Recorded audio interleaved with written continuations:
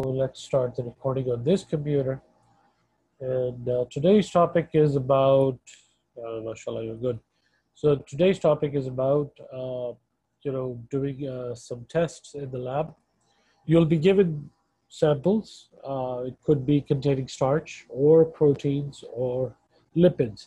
So how can we identify that this sample, which has been given to you, contains proteins or carbohydrates? Yes, Abdul Wahab, you have a question? Sir, if I want to change to option A, can I do it or not? We'll have to ask this with the coordinators. Maybe they'll let you do it because we haven't spent much time. So inshallah, it is possible. I ask who then? The coordinator, Mohammed Pandor. Okay. You know Mohammed Pandor. So ask him, and maybe they'll let you do it because we still have time. Okay, thank you, Mr. Okay, thank you, Abdul Wahab. So let's start the session. This is a video where you might be, experiencing some lagging because the other boys have mentioned it. But there's a lag and they are unable to see. So we'll try to watch it in one go. If it doesn't work, then I'll pause it up and then I'll explain. I'll mute the guy and then I'll have to do all the explaining part. So it's not on YouTube, so maybe the streaming might not be as good as on YouTube. So I'll suggest to you guys to keep your cameras off, the webcams off, so we can have a better streaming from this website. So let's begin. Bismillah. This is about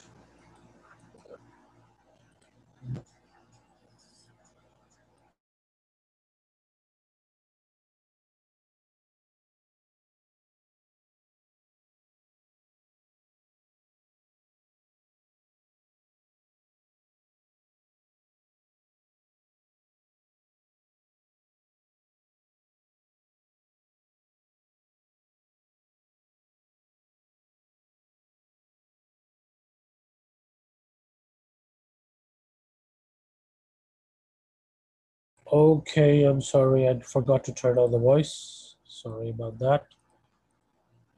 Okay, videos, I'll play it again.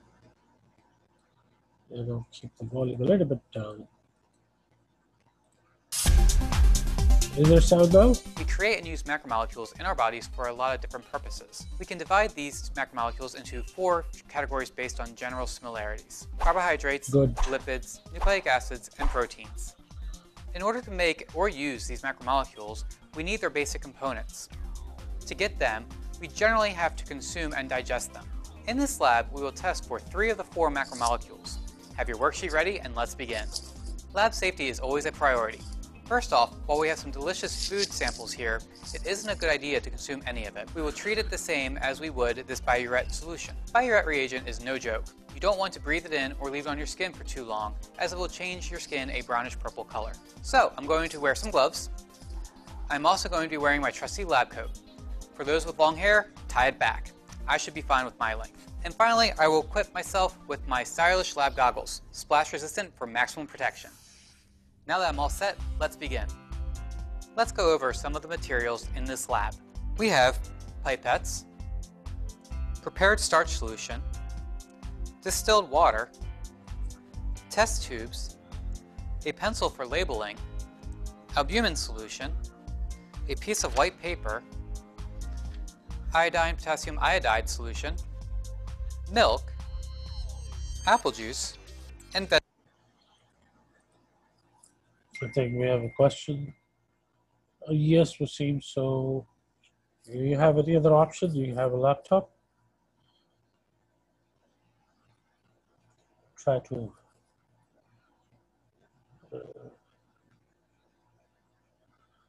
Okay, so Wasim, try to use any other option that you can. You can come on a cell phone if you want, because this session is important.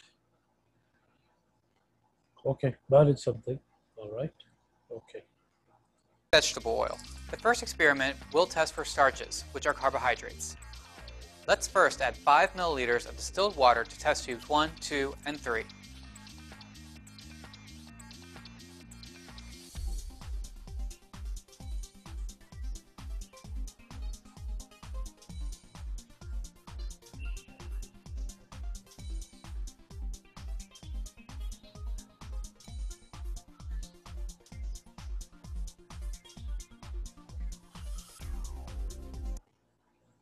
since it is lagging a little bit. Now, I'll explain it to you what he has done so far. He has taken the distilled water and he has put them into the test tube number 1, 2, and 3, about 20 milliliters each. Sorry, 5 milliliters each, right? Then he has added the starch solution into the second test tube and the albumin test tube in the third test tube. Albumin solution into the we will third stir the test starch solution and add 20 drops to test tube 2. So he's going to take 20 drops of starch solution and add it up into test tube number 2.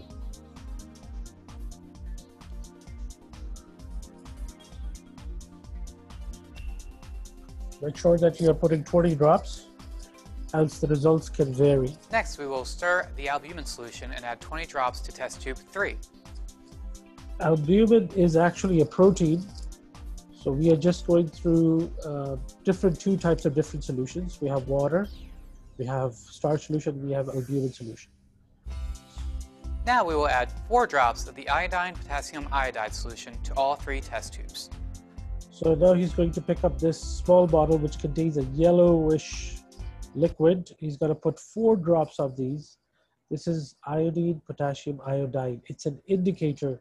It's a reagent as well. When it starts to do a chemical reaction, and if the color changes, that shows that the carbohydrates, the starch, is present.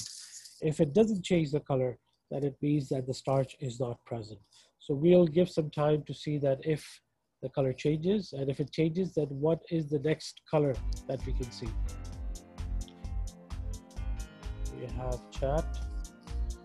Do you know when we are going to receive our corpse books? Abdul Wahab, I have little information about it because the administration hasn't said anything about it, but you should be contacting the coordinators like Omar Muqaddam. Inshallah, he'll be able to tell you by what time they can deliver you the books. I'll ask them as well. So we have added 4 drops into the second test tube and the third test tube. And you can see that there's a change in the color in only test tube number 2. The water Notice I didn't add anything besides water and iodine-potassium iodide solution to test tube 1. Why did we do that? Record your answer on your worksheet. Using the white paper as a backdrop, we will now observe the test tubes for 30 seconds and record any color changes in your worksheet. So he asked a good question, that why did we use water and albumin? Anybody would like to explain that part? And why did I put the iodine-potassium iodide solution into the water or into a liquid containing albumin solution? So we have an answer, and the answer is no, thank you. Okay, you're welcome. So it's because that I know for sure that the water doesn't contain starch. So I just wanted to see that if I'm going to put it into a neutral solution, will the chemical react or show its color or change its color? And if they do, then it means that that reagent is not in its appropriate, state. It might have expired, or it might not be the potassium iodide which we're looking for. So it has to change only and only if the starch is present, and it will change into something like dark bluish or black in color. We can dispose of these samples safely down the drain with plenty of water. Then we need to clean and dry our test tubes for the next step. I'm going to keep test tube 1 as a base comparison. Now we will test some common food items, milk, apple juice, and vegetable oil, and compare them to our base tests. What do you think will happen? Be sure to record your thoughts on your lab sheet. We will. All right, so who would like to explain that part? Uzaifa, you tell me. What's going to happen if we put the starch indicator, which is iodine, potassium iodide, into what do you call it? Into milk, apple juice, and the third one was apple juice, milk, and vegetable oil. Mister? Yes, Uzaifa.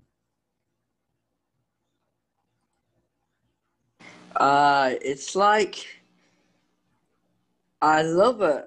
I love doing these experiments. Like I haven't done them in my life. Yes.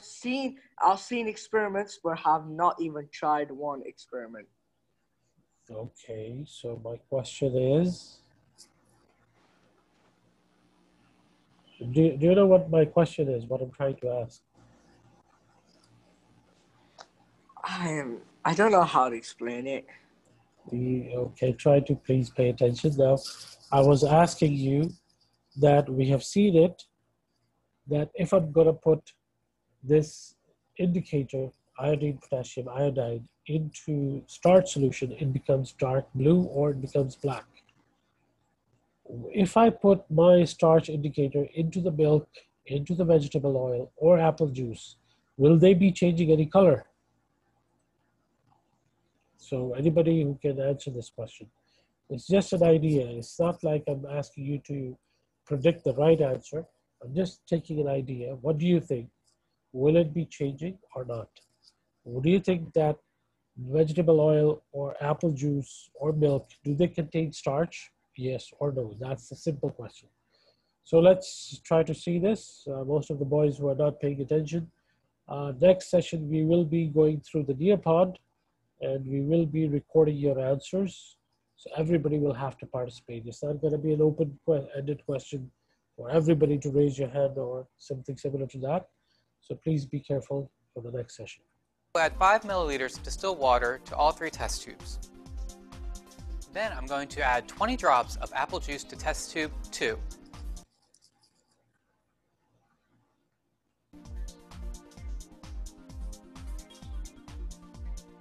Next, I'm going to add 20 drops of vegetable oil to test tube 3.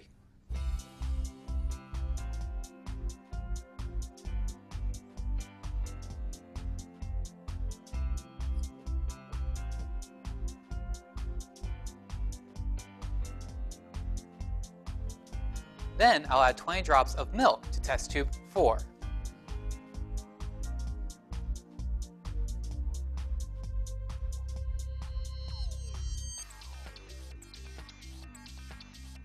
I'll put 4 drops of the iodine-potassium iodide solution to all 3 test tubes, like in the first experiment. So he's adding the 4 drops of the indicator. And look at the colors carefully. Are they going to change or not? Now we sit and watch for 30 seconds with the white backdrop. Record your observations on your worksheet. So this is the result after 30 seconds. Anybody would like to explain what has happened over here? Hamza Bukhari, mashallah. We have Omar Bukhari playing with the blue pen. So Omar Bukhari, you have the mic. Where is Omar Bukhari? Okay, let's see, what do you have to explain?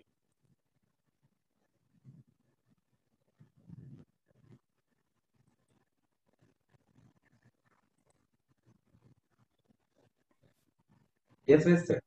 Yes. What do you think, what has happened in this result? What is happening? I don't understand. What did this happen? What did we do with this experiment? Can you recap?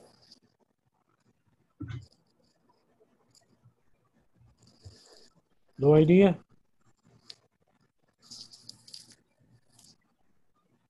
What we did, we took the second test tube and we inserted the apple juice. The third test tube contains the vegetable oil, and the fourth test tube contains the milk, right? I'm putting the indicator to check if there is starch inside or not. And what does the indicator do? When it goes inside, if it changes the color, it tells me that yes, the starch is there. So did they change any color? Look at the color over here with the water and compare with the water. Did the color change in all these 3? So Omar, which one has changed, Omar? We're starting from the left, right, second, third on the right, and then the fourth.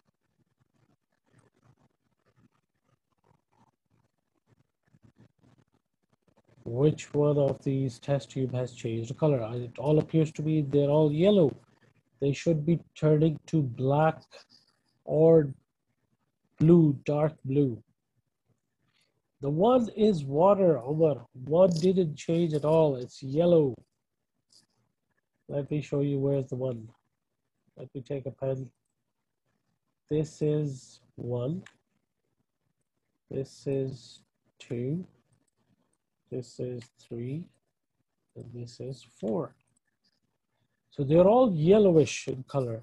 None of them became blue or black. So that means all of these 3 do not contain starch. All right? It's a simple test. All you need to do is pay attention. By paying attention, you can do anything. Clean out the test tubes after disposing of the contents down the drain with plenty of water. Now let's take a look at proteins and identifying them using some samples. We will add 5 milliliters of distilled water to all 3 test tubes.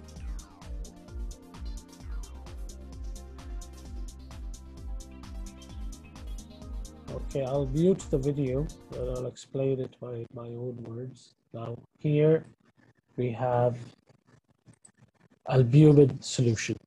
We're gonna take the albumin solution and we're gonna put it into different test tubes. Number 1 contains only water. Number 2 contains the 20 drops of the albumin solution. And number 3, I'm gonna put in the starch solution. Just to check if that starch solution contains any proteins in it. So we're gonna take biuret solution. This is a light blue color. Look at this. I'm gonna put drops, about 20 drops of biuret solution, and it becomes light blue, sky blue. Okay, so this light blue is, if it changes its color, then it means that water sample that we have over here has proteins.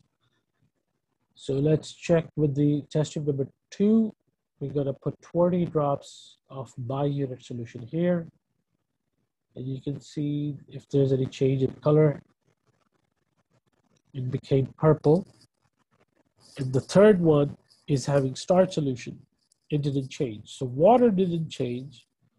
This became purple. This contains albumin. And this stays the same as it was. No change in color.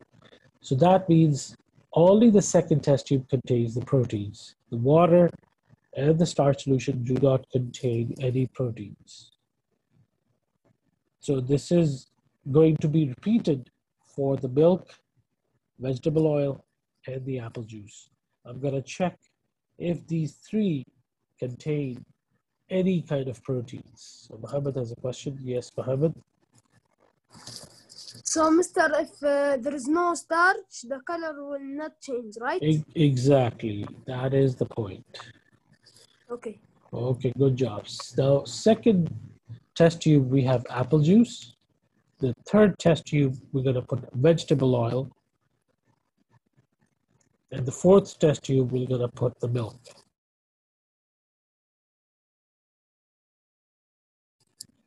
Now, let's see. We're going to put the biuret solution again. 20 drops for the apple juice. Then we're gonna put 20 drops for the vegetable oil. And this is logging. And then 20 drops for the milk. So we're gonna see any kind of change, a little slight change. So it can turn into purple and pink. So apple juice didn't change. It looks almost a little bit change, little. And vegetable oil is still the same. And the milk has turned purple. That means the milk contains the proteins. So it's a big change in color. That means the protein is in high amount as well. So you can put the white paper behind it so you can observe the colors much better.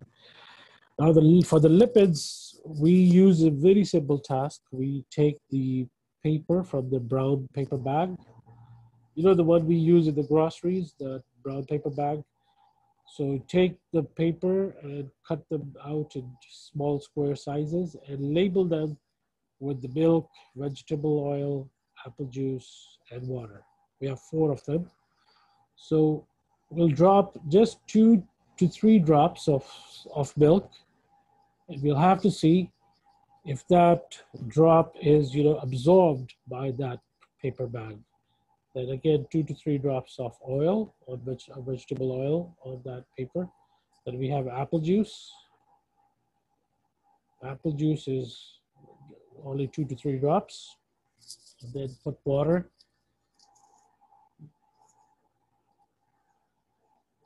So leave it there for about 15 minutes and see if that brown paper bag is absorbing it. Just look at the oil, number 2, the way it is getting, absorbed by the paper, and it spreads out of the circle as well. Whereas the milk and water and the apple juice, they are not getting absorbed. I'm not saying that they are waterproof or you should try with a glass of water.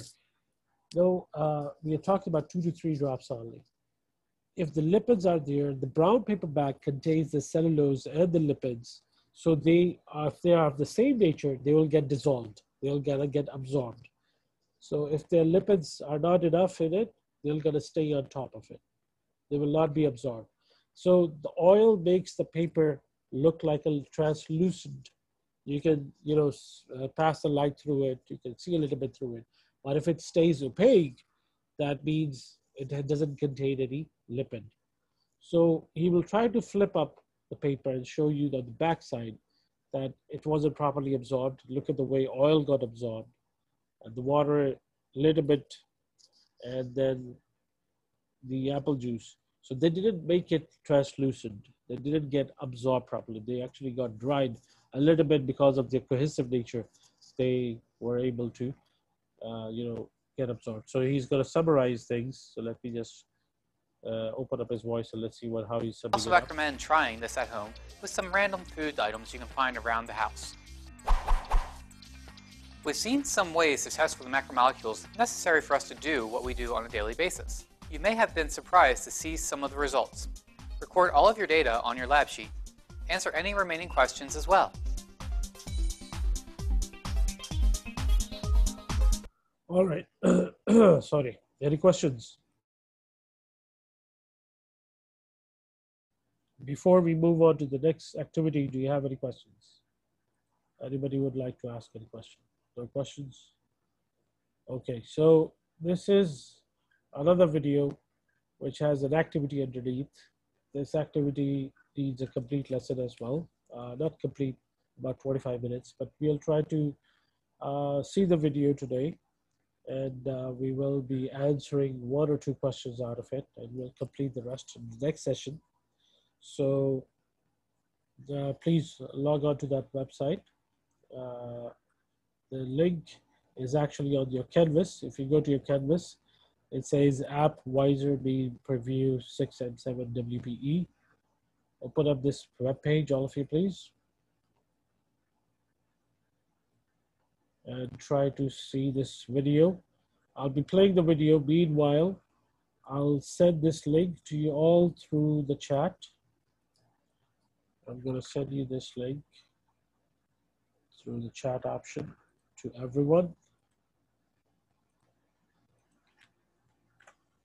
Because after the video, we will be answering these questions. And the video is about 5 minutes. So after 5 minutes, we'll have 10 minutes to answer these questions. So try to answer them as many as possible. Every morning I wake up, I eat an apple, which gets me fueled and ready to do some work. But the reason why I actually eat it is because it makes me happy and it looks yummy and just easy to eat. However, there are actually many benefits to an apple. Now, I'm not going to go through the benefits because you got the whole internet for that, but I'll tell you why it makes me stay awake. Well, if we look at it at a molecular level, we will see these small molecules combined together. Now, what do these molecules make up? Well, these are called carbohydrates, which is a macromolecule. Now, this molecule over here is the basic or the most common structure of a carbohydrate, and it's called the glucose molecule. I know you've heard this. Many people just call it sugar, but this is actually a simple sugar, which means it can combine to form more complex sugars. These simple sugars are also known as monosaccharides. Monosaccharides usually look like pentose or hexose rings. Pentose is 5 carbon sugars, so for example, DNA, or more common, hexose are 6 carbon sugars such as glucose, sucrose, galactose, and fructose. And guess what? Fructose is in apples. So, sugars in general is a short-term energy source, which are the main source of energy, which is why an apple a day keeps the doctor away, because it keeps my body running for a while. Now, I'll discuss how carbs are effective energy molecules later on during the presentation. So, notice the name carbohydrates. Well, we can break this up and we see that carbo is carbon and hydrate is water. That is carbon plus water, which is called hydrated carbon. From the name itself, we can figure out its empirical formula, that is CH2, and we'll put an N depending on how many sugars are combined. So we can say it has a ratio of 1C, 2H, and 1O. So to make long things short, this is the basic formula for carbohydrates. Whoa! All these N's and C's and O's and H's? Well, basically this is the amount of sugars. This is the glucose molecule, and finally H2O is water. So if we have 2 sugars, we replace that with N and do the math. For example, what is the molecular formula for a polymer made by linking 5 glucose molecules together by dehydration reactions? In this case, our N is equal to 5. Recall that formula, we just plug N into that formula and do the math. If we subtract the H8O4, this will yield this answer. Now remember nomenclature, where we combine 2 different elements such as carbon and oxygen and called it carbon monoxide? Mono because of nomenclature rules. Well, these rules also somewhat applies when we add glucose. So if there's 2 glucose molecules, what would that be? You guessed right, it would be disaccharides. And instead of saying tri or tetrasaccharides, we just say if there's 3 or more glucoses, then we'd call these polysaccharides. Now mainly there are 3 groups of carbohydrates, which are monosaccharides, disaccharides, and polysaccharides. Let's go more into these. Monosaccharide is a simple sugar and most commonly glucose. There are 2 types of glucose molecules. There's the alpha glucose and then there is the beta glucose. Notice that there's only one difference between alpha and beta glucose molecules. Alpha here has the hydroxide molecule on the opposite plane of the hydroxymethyl molecule, and beta glucose has the hydroxide molecule on the same plane as the hydroxymethyl molecule. Alpha glucoses are used for energy storage. It's usually a simple helix shaped like so. Beta glucose molecules are for structure. The links between these will be explained later on. But this is how beta glucoses would stack up on top of each other. Now let's talk about disaccharides, which are 2 sugars. So, 2 glucoses, a glucose plus a glucose will yield a maltose. A glucose plus galactose will give us a lactose, and a glucose plus fructose will give sucrose, which are also found in apples. Finally, polysaccharides, which are many sugars. Alright, so there's 4 types of polysaccharides. There's cellulose, starch, glycogen, and chitin. Let's start with the first one. Cellulose. It makes up the cell walls of a plant. So this will be made up of beta glucose chains, because remember, beta glucose is for structure and it has a 1-4 beta link. I'll explain later what that is. Further, cellulose is really strong, so it's hard to break them down, and that's why they're indigestible. So for example, fiber, it is made up of cellulose, and apples contain fiber. So when I eat that apple, I don't really digest. The fiber in the apple passes through my digestive system, taking what it can along with it. Basically pulls everything down, and then it comes out of my body through, you know where. Now let's move on. Starch. It is used for energy storage in plants. And in fact, plants make carbohydrates through photosynthesis and store them as starch. Since these are for energy storage, they're made up of alpha glucoses, and these have a simple helix shaped like so. These have a 1-4 alpha link, and thus they are unbranched. Again, I'll explain the 1-4 links later, so don't worry about that. Now the third main sugar, glycogen, is used for energy storage in animals. Again, these are made up of alpha glucose molecules. These are mostly found in liver and also in muscle cells. Additionally, these are highly branched and have a 1-4 alpha link. Finally, chitin, which can be found in exoskeletons of insects, and these are very structural, as we can see in this beetle. Thus, these are made up of beta glucose molecules, so it has a 1-4 beta link. Now what about this 1-4 beta link thingy? What the hell? What is this? Well, glucose exists in 2 forms, as a straight chain and as alpha or beta rings, like so. These numbers are on the carbon atoms, so when I say a 1-4 link, it means I'm linking the 1 carbon to the 4 carbon. But how do we know which one is 1 and which one is 4? Or in other words, how do we number them? Well, we have to first find the aldehyde group in the molecule, which is a carbon stuck to 1 oxygen, 1 hydrogen, and a variable group, like so. So in the straight chain form, this is the aldehyde group, since it has 1 carbon connected to oxygen and hydrogen and the rest of this, which is R. We start from there. Remember, we only number carbons only, so 1, 2, 3, 4, 5, 6. Boom. Now, how do we get from straight chain form to ring form? Well, we will connect this one to the 5 carbons hydroxide molecule. This is how it would turn out. Notice it's connected to the hydroxide molecule and the numbering stays as follows. But what if we were just given the ring form? The same process. Look for the aldehyde group right here and count the carbons. And we count it as so. 1, 2, 3, 4, 5, 6. So remember how I said 1, 2 for alpha or beta links? Well, let's take starch for example. This is how you would draw it. Notice how the 1 is connected to the 4. Also, what link would this be? It will be an alpha link. That's because the hydroxide molecule is in the opposite plane of the hydroxymethyl molecule.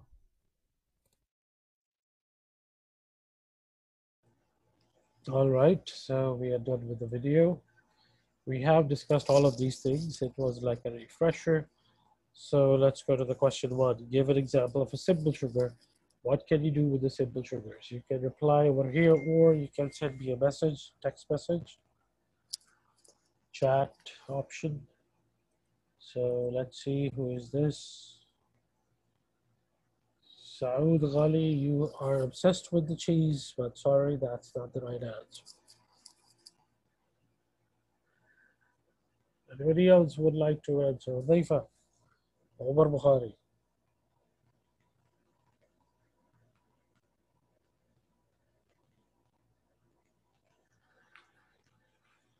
Yes, Basiri, you're right.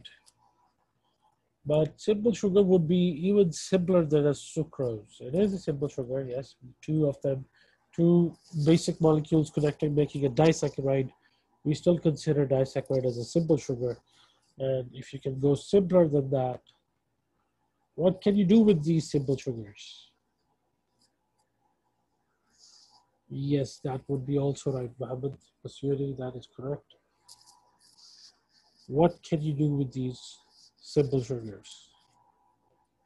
I'm going to put these questions onto the Nearpod, and we will try to, have a complete class participation, and then we can have, more detailed answers. Simple sugars have atoms arranged in what kind of a structure? They are linear, they're double helix, or they're in a ring shape.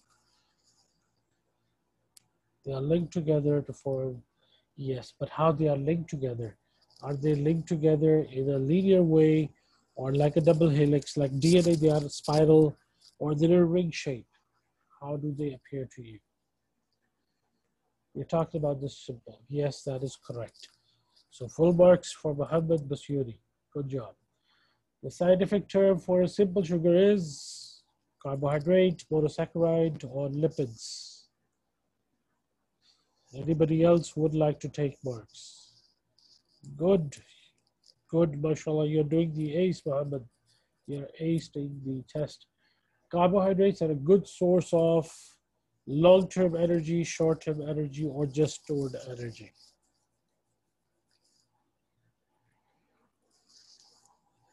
Yes, but it's based on short-term as well, because the carbohydrates are like simple sugars, the glycogen. So yes, that would be true.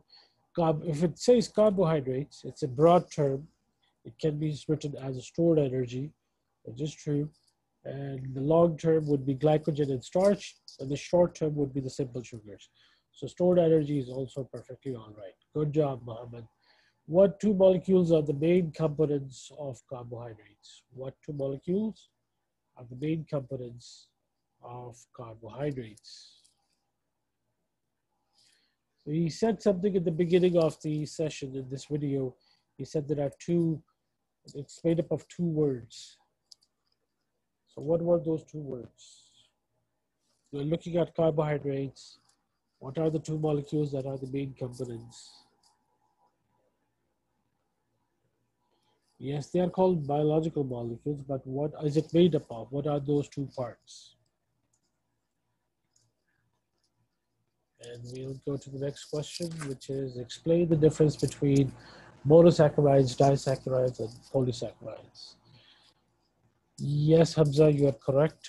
And Mohammed Saidi, you are also correct. But how would you define, how would you describe the difference? The difference between monosaccharides, disaccharides, and polysaccharides. Yes, you are correct. But how would you say this 2, 1, and more than 1? More than 2. You can say monomers. Monosaccharides are made up of 1 single unit. And disaccharides are 2 units. And polysaccharides are more than 3 or 4. So good. Let's go to the next. You'll have to do the matching. Cellulose matches up with what? It's making up the exoskeleton. So let's go the opposite way. Who makes the exoskeleton of insects? Is it cellulose? Is it starch? Is it glycogen? Cellulose cell wall. Okay, good. That is correct. So, cell wall of plants. Storage for plants, right. And cheese guy is sleeping. Storage for animals, correct. And the last one is obviously this one. Good. So this is like the puzzle, disaccharides, carbohydrates. So you guys have to play with, you have to highlight it. So we have 1, 2, 3, 4, 5, 6. Actually, this is carbohydrate. So how do we highlight it? To mark, click its first and last. Okay. Okay, that's how you play. All right. So we got carbohydrate. So we got anything else? Anybody would like to annotate? All right, Muhammad wants to annotate, so let me give him the control. You have the control button.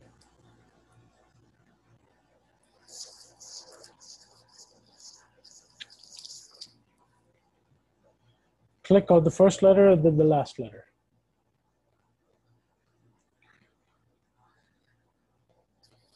Yeah, is it crosswise? So just click on the first and the last letter. It shouldn't be going in the crossway. D-I-S-A-C-C, disaccharide. Okay. So click on D. No, you just have to click. Use the mouse. Don't annotate. Just click them with the mouse. Clear all the drawings.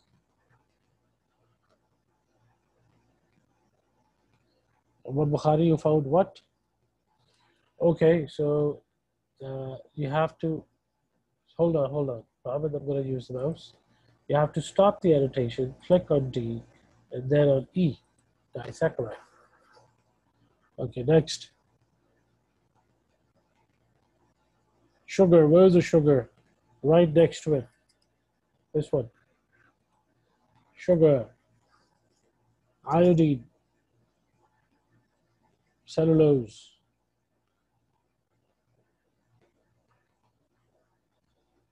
Chitin. Organic. Can they go backwards as well? Do you think it has an option of going backwards?